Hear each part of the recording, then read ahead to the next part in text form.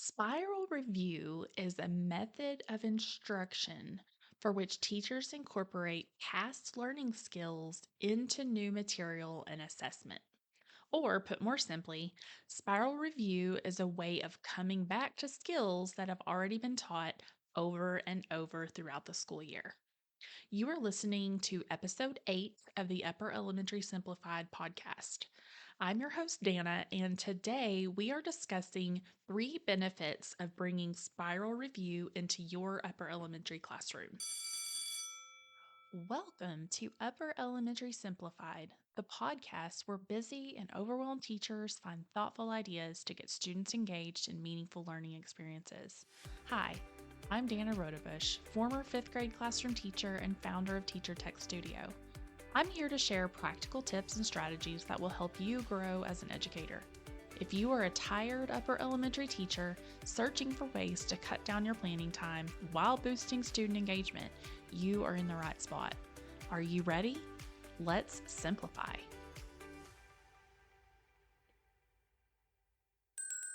Do you like games as much as I do?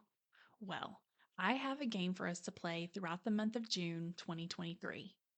I've always been a little bit of a word nerd, so I have put together a word puzzle and I'm calling it the Commitment Challenge. If you are listening before July 15th, 2023, you still have a chance to catch up and participate. To play, head to upperelementarysimplified.com/summer challenge. There you will find all of the instructions on how to play the game. Every Tuesday and Thursday during June, I will be hiding secret clues inside of each episode. Your job is to get your copy of the Commitment Challenge puzzle form and listen to each June episode. Find the hidden clues and fill in the puzzle. Spoiler alert, it's not a difficult puzzle.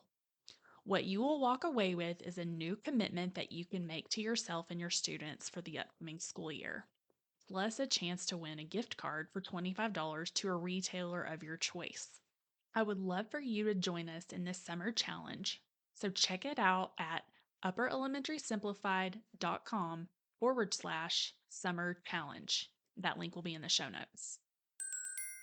When teachers bring spiral review into their regular instruction routine, it really does give students the best opportunity possible for the skills to really stick. But how does spiral review work? Well, for example, and again, I'm going to focus more on math here. If you are teaching a unit about whole number multiplication this week, and next week you are introducing whole number division, the following week, you can plan an activity that gives students the opportunity to review both whole number multiplication and whole number division, as well as some decimal place value strategies that were covered last month. When you implement a system of spiral assessment and review, meaning you assess students often on past skills and then review or provide intervention to students who are not showing mastery, this allows for 3 specific benefits of student comprehension and their overall experience with that skill. The first benefit of spiral review in the upper elementary classroom is that since students are repeatedly exposed to the target skill on a regular basis, this will make it easier for them to remember that skill in the long term. The likelihood of learning it and forgetting it after the test are less when the skill is often revisited. I was that kid that could memorize anything. I can still memorize very well. But as I got older, I realized that just memorizing content for a test does not translate into learning it. Now, the only thing that I can say that this does not apply to is math fact fluency. I'm a huge proponent of memorizing math facts, but that topic of discussion is for another day. Besides math facts, the more students see, experience in new ways, read about, or actively engage with content, the more likely they will retain that information and actually learn it. Summer is the perfect time to get some professional development hours completed. If you are listening to this in real time, I would love for you to join myself and several other math educators at this year's Cheerful Math Conference. This is a virtual upper elementary math conference loaded with video presentations, free gifts, and a chance for you to grow professionally in your pajamas. Find the link to the event in the show notes for today's episode or at upperelementarysimplified.com/math conference. I hope to see you there. I forgot how to do this. Or did we learn this? Raise your hand if you have ever heard your students ask a question similar to these. How defeating is that as a teacher to hear those questions? Yes, we learned this. We talked about it yesterday. Even though we shouldn't be focused on state mandated assessments, we are because we have to be. There's so much pressure. One of the flaws of the education system, but again, a topic for another day. But anyway, back to our list of benefits of spiral review. Number two is that spiral review is ideal for continuous end of year test prep and helps avoid those dreaded questions in the spring when you are getting your students ready for testing season. When you're reviewing these big concepts throughout the year, it is less overwhelming to you and your students when it comes time to review for the big test.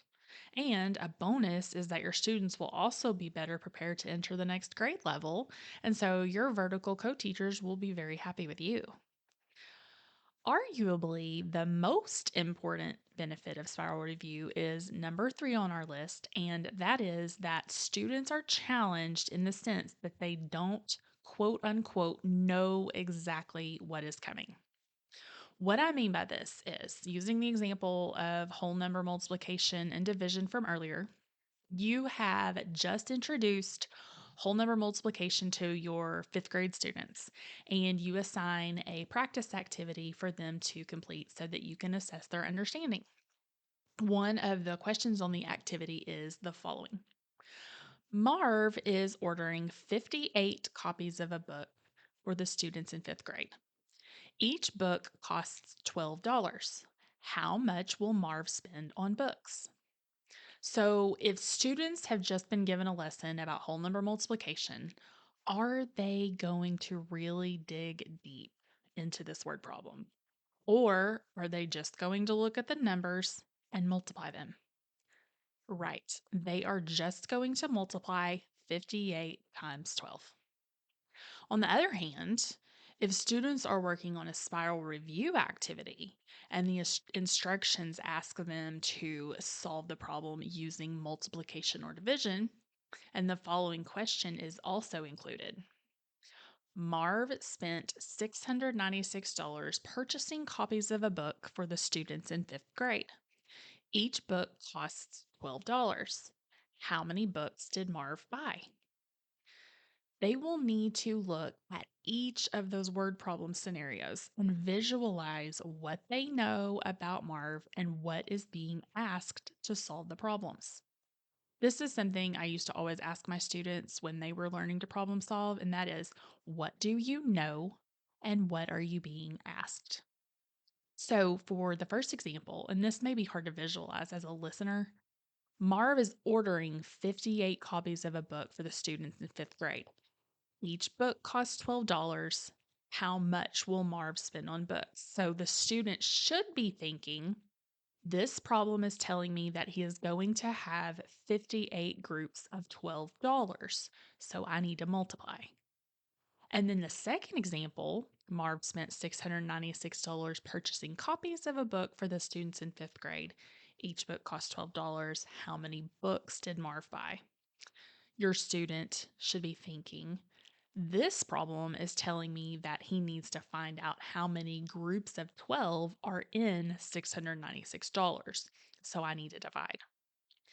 Preparing students to think through the procedures they perform in math is crucial to their success in higher grade levels and in their own real world experiences. And this can be accomplished through using spiral review as an instructional strategy. The beach umbrella equals the letter I as in iguana. So, to recap today's 3 benefits of spiral review in the upper elementary classroom. Number one is that since students are repeatedly exposed to the target skill on a regular basis, this will make it easier for them to remember that skill in the long term. Number two is that spiral review is ideal for continuous end of year test prep and helps avoid those dreaded questions in the spring when you are getting your students ready for testing season. And number three is that students are challenged in the sense that they don't, quote unquote, know exactly what is coming. Well, that is all I have for you today. Tune in this Thursday for another Thursday 13 and next Tuesday as we discuss my thoughts on math fact fluency. And please be sure to check out the Cheerful Math Conference linked in the show notes. Thank you so much for listening to this episode of Upper Elementary Simplified. I hope you are able to take away something useful that will help you grow as a teacher. I do have a quick favor to ask before you go. If you are enjoying the podcast, please let me know by leaving me a review. It really does make a difference because reviews impact search results, which helps me to expand my reach to other educators. Plus, I love to read my listeners' comments. Until next time, keep life simple.